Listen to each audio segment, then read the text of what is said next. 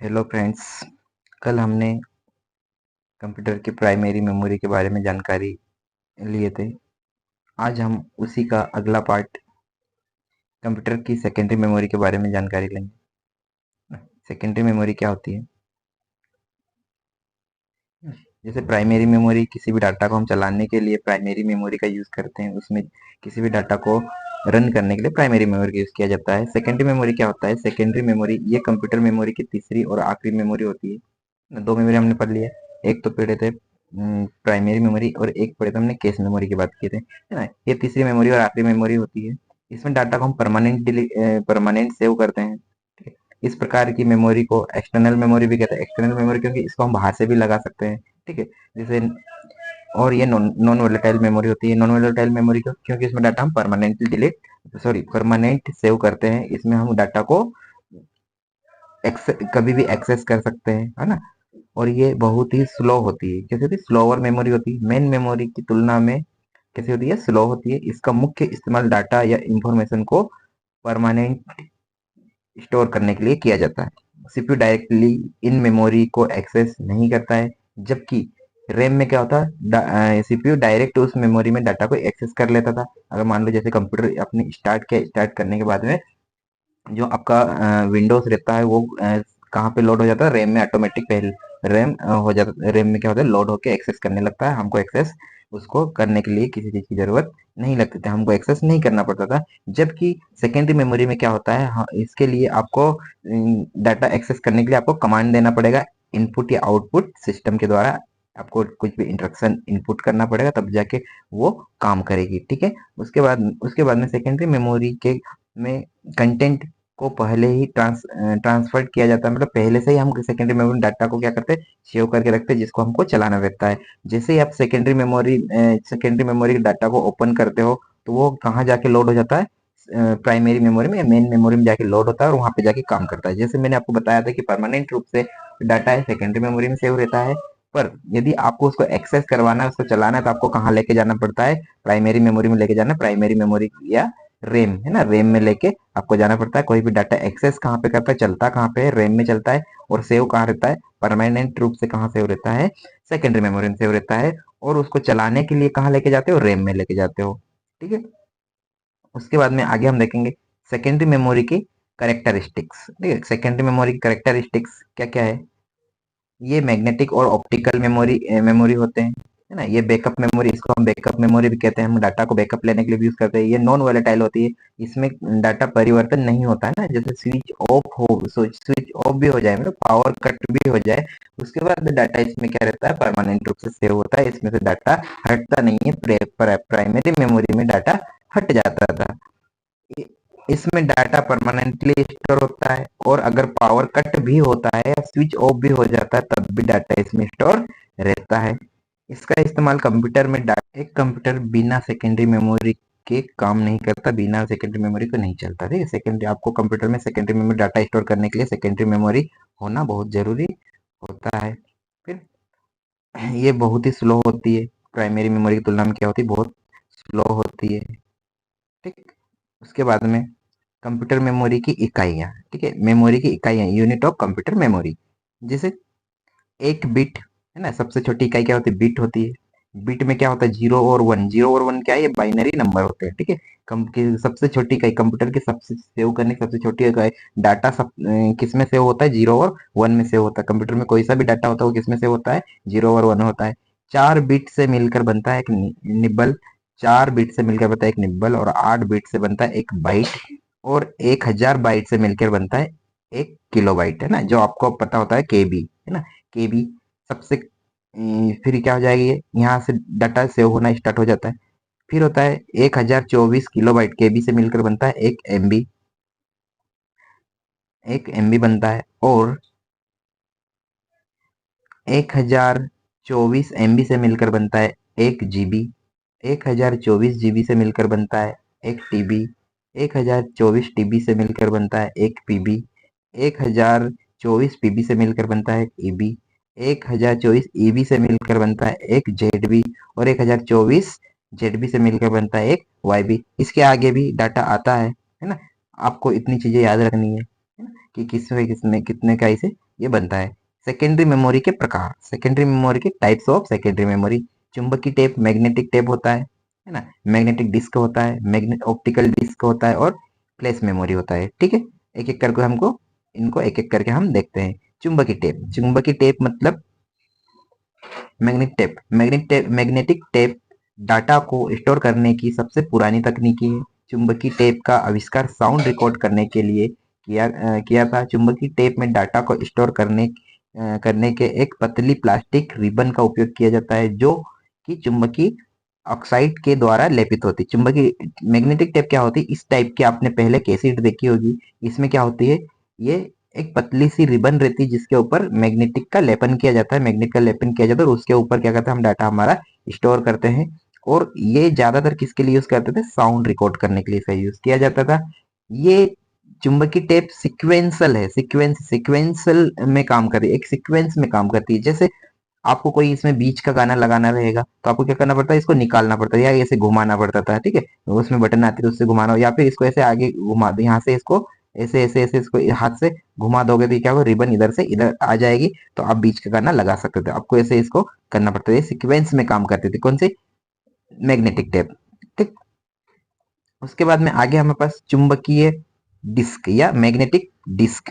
Magnetic disk की बात करते हैं। मैग्नेटिक डिस्क भी कंप्यूटर की एक सेकेंडरी मेमोरी होती है जो डाटा को रीड और राइट करने के लिए मैग्नेटाइजेशन प्रोसेस का इस्तेमाल करती है। मैग्नेटिक डिस्क को चुंबकीय कोडिंग से कवर किया जाता है ना। यह डाटा को ट्रैक और सेक्टर में बांट देता है। जैसे ये देखो, ये ट्रैक होता है, इसको ट्रैक बोलते हैं और इसमें ऐसे ऐसे सेक्टर बने रहते हैं। ठीक है, सेक्टर में डाटा बांट दिया जाता है और उसमें डाटा सेव किया जाता है। सेकेंडरी मेमोरी के अंतर्गत चुंबकीय डिस्क के उदाहरण हार्ड डिस्क, फ्लॉपी डिस्क है ना, जिप ड्राइव, हार्ड डिस्क का नाम सुना होगा है ना। ये सब चीजें क्या होती है, इसका अपन इसको ये क्या होता है, सब मैग्नेटिक डिस्क होता है। ठीक है, इसमें क्या होता है, ये डिस्क है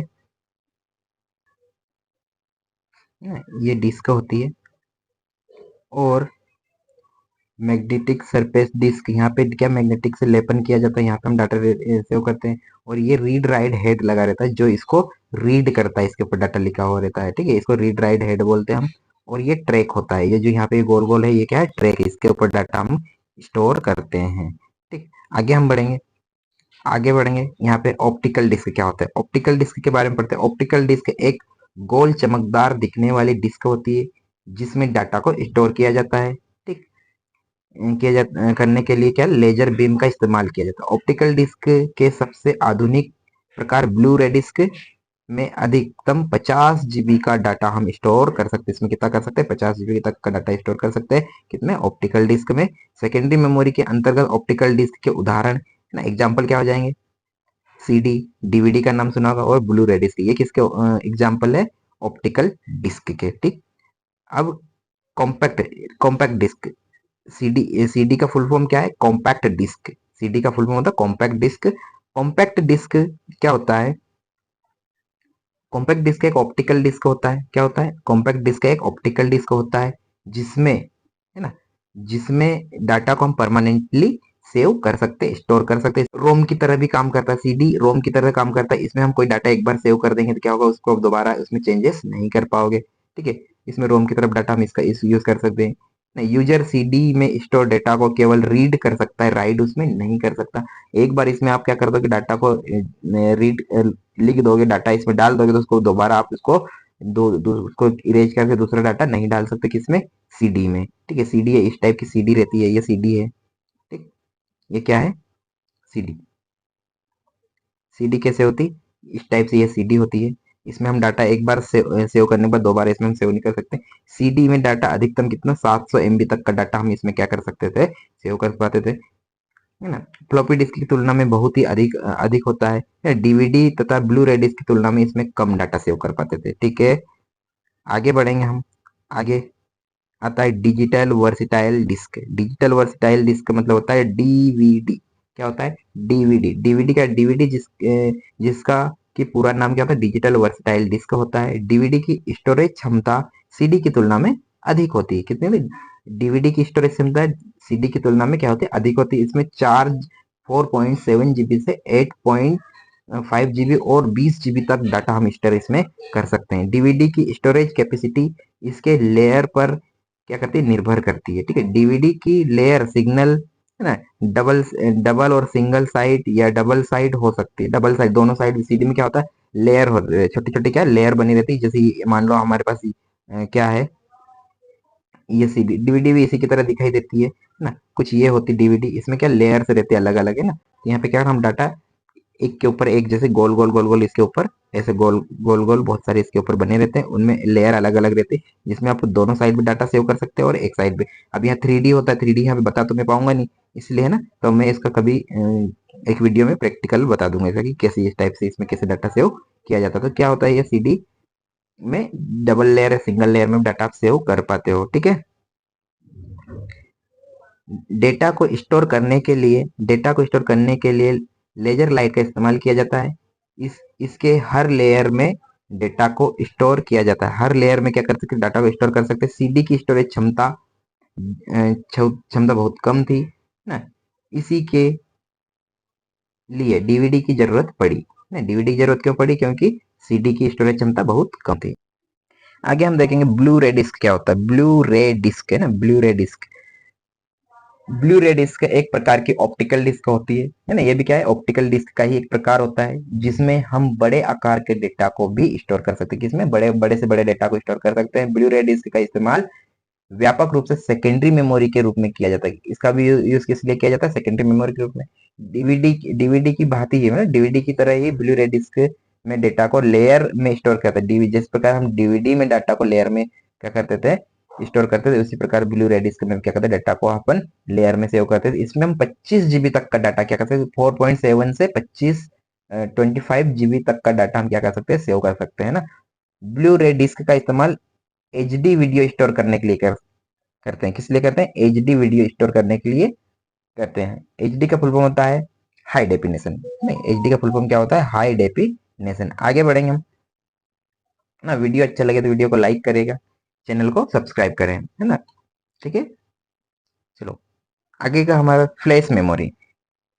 फ्लैश मेमोरी जिसमें है ना, जितने भी यूएसबी डिवाइस का इस्तेमाल डाटा को स्टोर करने के लिए किया जाता है, वह सभी क्या कहलाते हैं, हमारे फ्लैश मेमोरी कहलाते हैं, है ना। यूएसबी, अब यूएसबी क्या होता है, जो कंप्यूटर में आप क्या लगाते हो, जैसे अपने एसडी कार्ड हो गया, पेन ड्राइव हो गया, एसएसडी हो गया, ये सब चीज किसमें आता है, फ्लैश मेमोरी में आता है। ठीक है, जितने भी यूएसबी का यूएसबी है ना, यूएसबी पोर्ट का यूज करके किसी भी मेमोरी का यूज किया जाता है ना, वो सब किस में आता है, आपका फ्लैश मेमोरी में आता है। एग्जाम्पल में हम देख सकते हैं, एग्जाम्पल क्या हो जाएगा, memory card, pen drive, SSD, ये सब चीज किस में आता है, फ्लैश मेमोरी में आता है ना।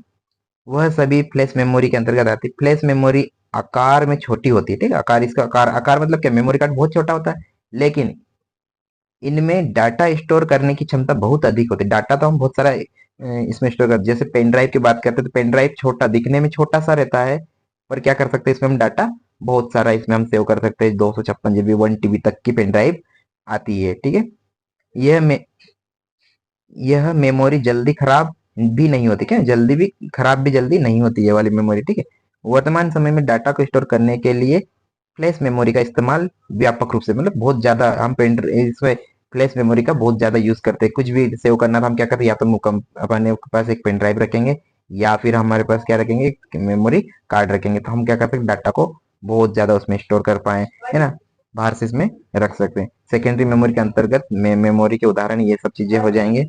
ठीक है, पेन ड्राइव, एसएसडी कार्ड, ये सब चीज किसके हो जाएंगे, फ्लैश मेमोरी के हो जाएंगे। ये जल्दी खराब नहीं होती है, लंबे समय तक इसमें डाटा हम स्टोर करके रख सकते हैं। ठीक, और क्या कर सकते हैं इसमें, मैं वर्तमान समय में इसका बहुत ज्यादा यूज करने को हमको मिलता है। हम सबसे ज्यादा पेन ड्राइव का ही यूज करते हैं। किसी के पास भी हमारा डाटा स्टोर करके मान लो बैकअप लेना है, तो हम पेन ड्राइव का यूज कर लेंगे ना, मेमोरी कार्ड का यूज कर लेंगे। तो पेस अभी वर्तमान प्रेजेंट समय में हमारे लिए क्या, फ्लैश मेमोरी बहुत ही इंपॉर्टेंट है। क्या है, फ्लैश मेमोरी बहुत ही इंपॉर्टेंट है। ठीक, बात समझ में आई थी सर, इतना इतना समझ में आया आपको। ठीक, तो ये होता है आज हमारा सेकेंडरी मेमोरी कंप्लीट। ये है सेकेंडरी मेमोरी कंप्लीट होता है। सेकेंडरी मेमोरी की इतनी सारी चीजें होती है।